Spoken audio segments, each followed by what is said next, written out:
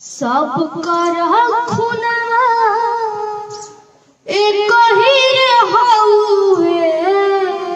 नमस्कार दोस्तों, कोई सलोनी कुमारी सिंगर है, अभी हाल फिलहाल में बहुत तेज़ी से वायरल हो रहा है। वो बहुत प्यारा आवाज़ है, बहुत मीठा है। मुझे तो लग रहा है जिस मुकाम पे शिल्पी राज अंतरा सिंह है उस मुकाम पे पहुंच जाएगा तो शिल्पी राज अंतरा सिंह उसके सामने में कुछ नहीं रहेगा। तो चलिए बिना देर किए हुए मैं आपको उसको थोड़ा सा क्लिप दिखाता हूं। क्लिप देखने के बाद कमेंट करके बताइएगा आप लोग कि कैसा है उसका आवाज़।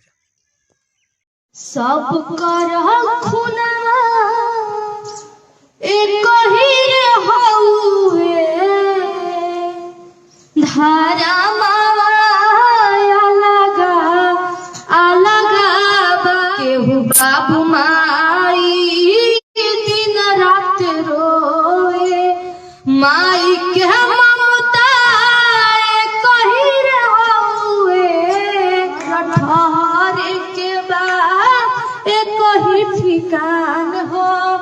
माई के ममता कही रह। सब कर खुनवा एक ही हउए।